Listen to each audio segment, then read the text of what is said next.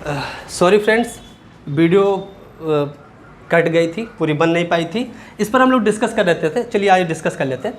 तो मैं यही पूछ रहा था आपसे कि ये जो नॉर्मल रिएक्शन एन है और एम जी, ये क्या एक्शन रिएक्शन पेयर है कि नहीं। तो देखो बहुत सारे बच्चे बताते हैं कि देखो sir N equals to M g, ये बैलेंस है और इसी के कारण तो ये रेस्ट में है, पड़ा है, आराम से रखा हुआ है, स्टैटिक पोर्शन में है।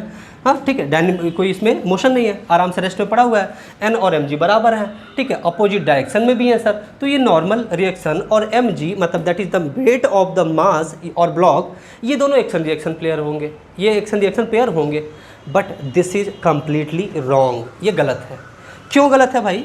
देखो मैंने आपको एक बात और बड़ी सघनता और इंपॉर्टेंट पॉइंट ऑफ व्यू से बताई है। क्या बताई है? कि action reaction pair should act on different bodies, अलग अलग बॉडीज पे लगने चाहिए एक्शन रिएक्शन फोर्स। तो ये देखो भाई, एम का अगर आप एफ बी डी बनाते हो, नीचे की तरफ एम जी, ऊपर की तरफ एन, तो ये तो भाई एम पर ही दोनों फोर्स लग रहे हैं ना, तो ये एक्शन रिएक्शन पेयर नहीं होंगे, ये एक्शन रिएक्शन पेयर नहीं होंगे। अच्छा, तो ये एक्शन रिएक्शन पेयर नहीं होंगे, नो, पहली बात। दूसरी बात, सर फिर आप बताओ कि mg का कोई एक्शन रिएक्शन पेयर बताओ और n का बताओ, और बताते हैं आपको। जैसे मान लो ये अर्थ है, अर्थ ही तो इसको ग्रेविटेशनल फोर्स नीचे की तरफ इसका वेट mg किसी तरफ से इसको खींच रही, तो अर्थ पर ही ये स्मॉल m वाला जो ब्लॉक है ऊपर की तरफ mg लगाएगा। ये दोनों एक्शन रिएक्शन पेयर हैं, डिफरेंट बॉडीज पर लग रहे हैं, same in magnitude but opposite in the direction. n के लिए देखो, n ये जो नॉर्मल रिएक्शन है, ये सरफेस इस ब्लॉक पर, यह सरफेस इस ब्लॉक पर नॉर्मल रिएक्शन ऊपर की तरफ लगा रहा है, यह ब्लॉक इस सरफेस पर नीचे की तरफ एक फोर्स लगा रहा है n। ये दोनों फोर्स हैं action reaction pair, acting on different body having same magnitude but the direction of the both forces are opposite. ठीक है, ये ऊपर की तरफ, ये नीचे की तरफ, सेम बॉडी पर नहीं है, अलग अलग, एक सरफेस पर और एक बॉडी पर। ठीक है, तो ये आपका एक्शन रिएक्शन पेयर हो गया। ठीक है, तो आप ये बात समझ पाए होंगे। एक क्वेश्चन लेते हैं हम लोग, एक क्वेश्चन लेते हैं, वो जो SC वर्मा में आप लोग बंदर वाला क्वेश्चन करते थे, या जिन्होंने किया होगा तो बड़ी अच्छी बात है, नहीं तो मैं आपको कराता हूँ, ठीक है। जैसे इस तरीके की, मान लो आपको ये थर्ड लॉ पर ही एक क्वेश्चन है, एक प्रकार से आप इसको समझ लीजिए। मान लीजिए ये बंदर, ये मेरे बंदर की कोई तारीफ़ नहीं करेगा और बुराई तो बिल्कुल नहीं कर सकते आप सब, जो बन गया बेस्ट है। तो ये बंदर मान लो ये स्ट्रिंग पकड़ के ऊपर चढ़ना चाह रहा है, तो ये नीचे की तरफ खींचेगा, बंदर नीचे की तरफ इस स्ट्रिंग पे फोर्स लगा रहा होगा, और ये स्ट्रिंग में जो टेंशन होगा, ये स्ट्रिंग में जो टेंशन होगा वो ऊपर की तरफ लग रहा होगा, अवे फ्रॉम द पॉइंट। ठीक है, तो इसी के ये जो यहाँ पर ये दोनों फोर्स होंगे, आपका एक्शन रिएक्शन टाइप का देखने को मिल सकता है। ठीक है, चलो सपोज करो ये बंदर का जो मास है मान लो 25 kg है, बंदर का मास 25 kg है, जी की वैल्यू 10 मीटर पर सेकंड स्क्वायर दी है, और सपोज कर लो कि बंदर ऊपर की तरफ एक्सेलरेशन 3 मीटर पर सेकंड स्क्वायर से चढ़ रहा है।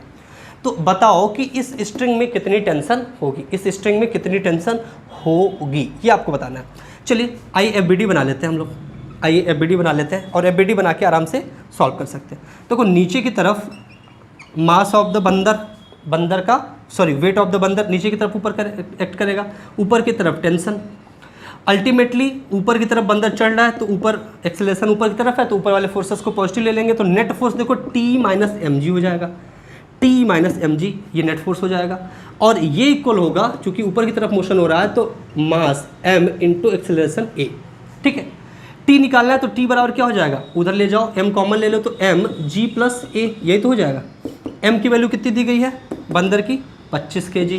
ठीक है, g की वैल्यू कितनी दी गई, 10, a की वैल्यू 3, तो 10 और प्लस 3 13, 10 प्लस 13। ठीक है, तो 25 मल्टीप्लाइड बाई 13, ये जो जितनी वैल्यू आएगी न्यूटन में, यही होगा आपका टेंशन इन द स्ट्रिंग।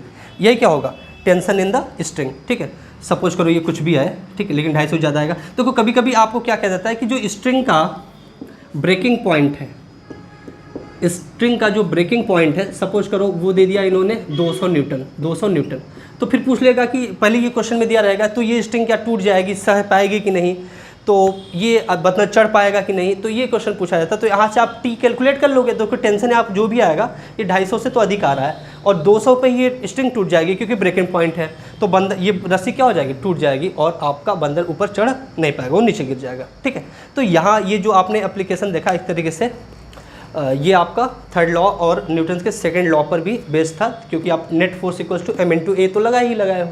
ठीक है, चलिए ज़्यादा जानकारी के लिए आप लोग चैनल को सब्सक्राइब कर लीजिए और लगातार वीडियो आप लोग को मिलती रहेंगी। ठीक है, अगले वीडियो में मिलते हैं, तब तक के लिए धन्यवाद।